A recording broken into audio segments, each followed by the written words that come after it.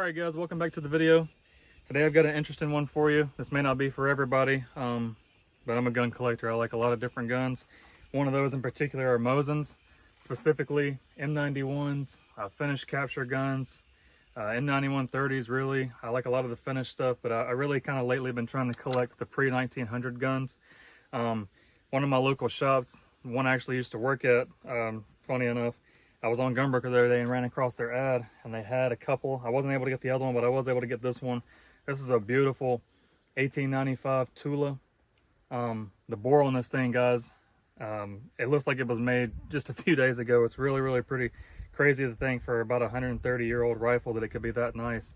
It is a finished capture at some point, perhaps a Russian recapture. I'm not 100% because it doesn't have any finished army markings on the barrel up here anywhere. It does have a finished army mark here on the stock that you typically see, but nothing up here on the barrel.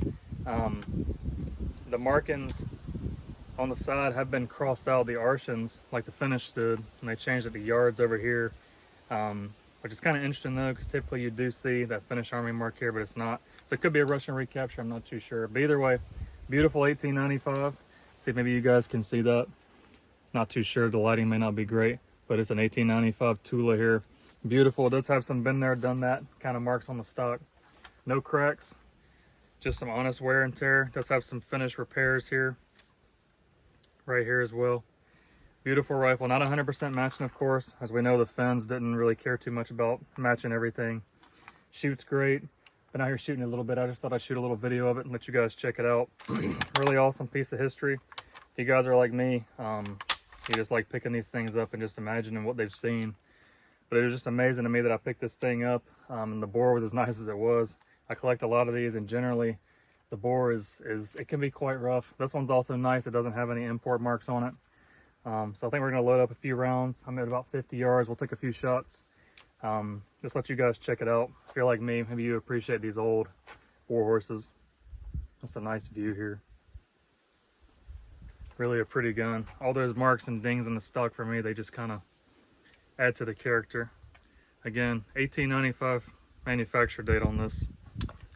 It's crazy. Let me load up and we'll send a few shots down range for you. All right, guys, I'm going to load up 5 rounds of this PPU 182 grain FMJ right there. Been buying this stuff from Palmetto State just so I can get the brass for reloading. It's been pretty good ammo. I think I mentioned before that it's not finished army marked on the barrel shank here. And it is a 95. The receiver does match, for any of y'all that are wondering. It is also a 95 Tula, so it is matched to the rifle. So we're gonna go ahead and load these up. We're not gonna bother using a stripper clip or anything, guys. Works just fine with our fingers. Sometimes it's nice to slow it down and do it by hand. Go ahead and stick these guys in here.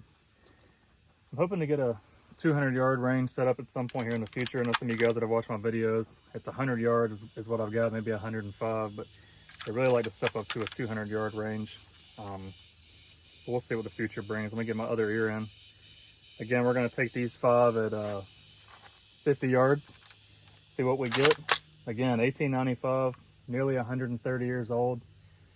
We'll see what she can do. Here we go, 5 shots, offhand. Not the best shot. See what we can do.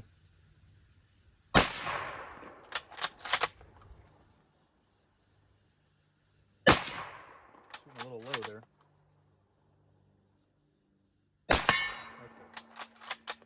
Get my point of aim right. There we go. So we can take out the small one below it.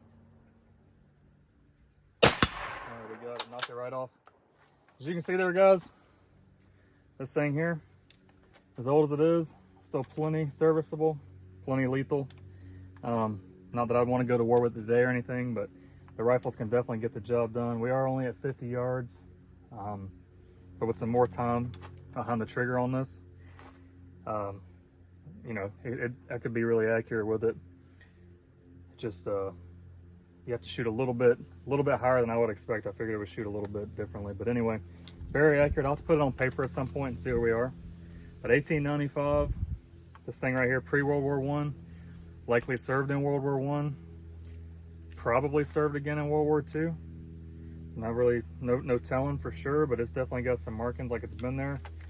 If you guys are familiar with finished guns, you'll appreciate that nice wartime splice there. If you can see, nice curved finger groove joint, wartime splice. Got a 03 there, little finish marking possibly.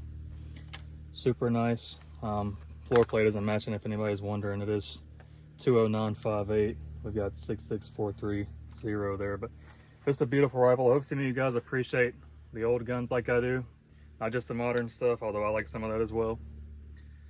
I've got a bunch of these Mosins, M39s, M27, a bunch of 91s. I've got finished 9130s and so on. Some old Nagant revolvers and all that. If you're interested in any of this stuff and seeing more of it, let me know. You can definitely get some videos of it. Just a great rifle. Interestingly enough, the fins put a M39 cleaning rod in it. That's pretty cool. Nice to see that it's got all the finished stuff on it. Just a great rifle. I think if you guys don't mind, I'm gonna shoot 5 more rounds. Let me get another few here. If you guys haven't tried the PPU ammo, I definitely recommend giving it a try. Not only for Mosin Nagants, but they make it for a lot of different stuff. If you're a reloader like me, PPU is great. They have some nice brass, really clean, and it is head stamped properly. 760 by 54 in this case. Really nice brass. No issues at all. I've got several pieces I've been loading for years, different cartridges. Not an issue whatsoever. Easily reloadable. I got 5 more rounds there loaded up, as you can see. Action is super smooth on this, just buttery. But let me throw this other plug in. We'll take another 5 shots, see if we can do any better. Maybe we can land them all. Probably not. Let's see. Here we go, 5 more. Buttery smooth action, guys, for a Mosin. 2. Those little targets are awfully small at this range behind the sight. Pretty much covers the whole target. Try that right one more time. Of course, we got to finish on a miss. I don't know if you guys, like I said, a lot of you are familiar with these. Perhaps you collect them like I do. It's got the Canavalov rear sight, of course, on like the M91s and the Dragoons. What do you guys think about the sight? I think the Canavalov provides a better sight picture for me. I just like the way it looks better. It just kind of has more of a classic look, or really a fine sight picture to me.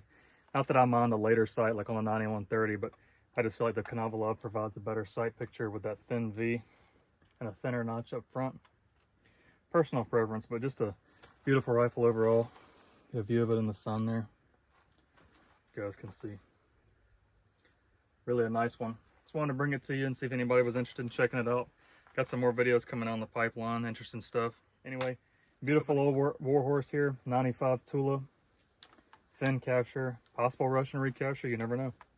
But let me know what you guys think. If you want to see more of these kind of videos on old 9130s, 91s, fin guns, M39s, finished 9130s and 27s, Nagant revolvers, things like that. Let me know. Hope you guys enjoyed it. Comment. Let me know what you thought. Like, subscribe, all that good stuff. And I hope to catch you on the next one, guys. If you have a chance to grab one of these old guns, give them a shot. I think you'll like it. I'll take care.